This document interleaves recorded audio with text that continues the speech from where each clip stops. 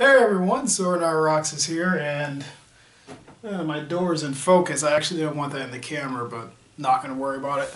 Okay, so this was actually supposed to be a longer review on Solo, a Star Wars story, and I remember talking about this before and how I was kind of looking forward to seeing it, mostly just because it's another Star Wars film, not because I wanted to see a Han Solo movie. I don't really know who asked for that. I mean, it's a character that I really like, that I really enjoy, but at the same time, I didn't really need to know much about his backstory, or I guess if they was going to explore, they could have put it in like a good graphic novel, which I'm pretty sure that they've done before. I don't know whether that's part of the Star Wars Legends or whether that's part of the canon, because I know this is actually officially part of the canon. I really don't know what was Disney's mindset too much going into this. Not that I think it's a bad film. I don't think it's a bad film. Compared to Rogue One, which I thought was better, overall, story-wise, I do think that this one had better characters, more memorable, mostly because you have Han Solo there, Chewbacca, and Lando Calrissian, who's played by Donald Glover, of all people, who actually does a really good job. He does a really good Billy D. Williams impression. Emilia Clarke is also in it, you know, for Game of Thrones fans, and she does a pretty good job.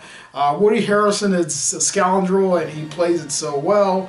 And this new guy who plays who honestly, I can't remember his name, I'm so sorry, who plays Han Solo. He took over the role from Harrison Ford. Honestly, he wasn't too bad. He wasn't too bad. He wasn't cringeworthy. He wasn't something that I was just like, I'm just not feeling this at all. I honestly think he came off genuine, and he was trying, and you know, some of the mannerisms of, you know, Harrison Ford, of Han Solo, he did get down pat, and honestly, I was surprised with how well he portrayed the character. And if he continues to portray, you know, Han Solo, depending on whatever they do with this, like, this could just be like Rogue One, just like a one-off thing, which is fine. But I know Rogue One did a lot better than what they thought. I don't think this is doing too good at the box office. It's been a week. I mean, I'm just now reviewing the film. You know, it was the same thing with Deadpool 2, where I was like, I don't have a lot to talk about this, and I still went on for like at least a good 15 to 17 minutes. Probably not going to be with this. Like I said, I enjoyed it, but we got answers to questions that nobody really asked. We got a backstory on a character that nobody really cared to see or know about. The character that honestly should have been the focus was possibly Lando. I thought he was a little bit more interesting here. And his relationship with this sort of bot that he has, which honestly isn't mentioned in any of the other films or works, but whatever. It's just, I don't know. This is something that I wanted to focus on a while ago, and hold on a second, getting a call. Okay, I'm back. I don't even know what I was talking about last time.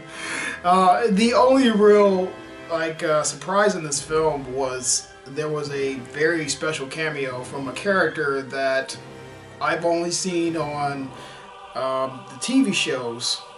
I'm referring to Star Wars Clone Wars and Star Wars Rebels, and if you actually seen those films, you still would possibly be confused why this character shows up in this movie, and people who only see the movies are going to be even more confused because there's like no reason for this character to be there and to make this cameo appearance, and for some reason I do not like to spoil stuff.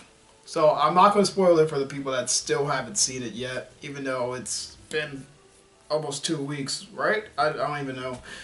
I'm actually just looking forward to whatever else comes to the movies, which I think the next thing we have is Jurassic World coming in a couple of weeks. Then after that, you know, we got some other movies coming out, and yeah, they just released a trailer for Wreck-It Ralph 2, which I really wanted to get my opinion on that. I will say this much about the trailer: it's feeling a little Kingdom Hearts-y-ish here. It's the next crossover stuff that we have next to Infinity War. Disney's really taking their their licenses seriously to the point where they're doing all these crossovers, and I love it. I love it. I never thought I would see fucking stormtroopers and yet have a fucking queen from Frozen, Queen Elsa, in the same goddamn universe. I never thought I would see that, and you know, seeing the Disney characters, and, you know, it's just the Star Wars characters and the Marvel characters all in one place. That's, I mean, if I was like 5 years old at this time, you would have gone back and tell me, like when I was like 5, like back in 1996, and so it was like, hey, you know all those franchises you like? Well, they're all going to come together. Hey, you're watching The Simpsons right now? You know, well, guess what? They might be a part of Disney too, and I would have just thought you were crazy, but, you know, just nerding the fuck out about that type of stuff. And I know you want the review on Solo, or maybe you don't. Like, no one asked for the film, no one asked for this review, so I don't know. Like I said, there's not much else to talk about. You know, fine. I thought the acting was fine. There was a couple of actors who were a little bit cringeworthy. That honestly, you know, they probably could have hired other people who could have done a little better work for that. Casting was okay. Just nothing too major. Having Vision be the bad guy, that was actually pretty cool.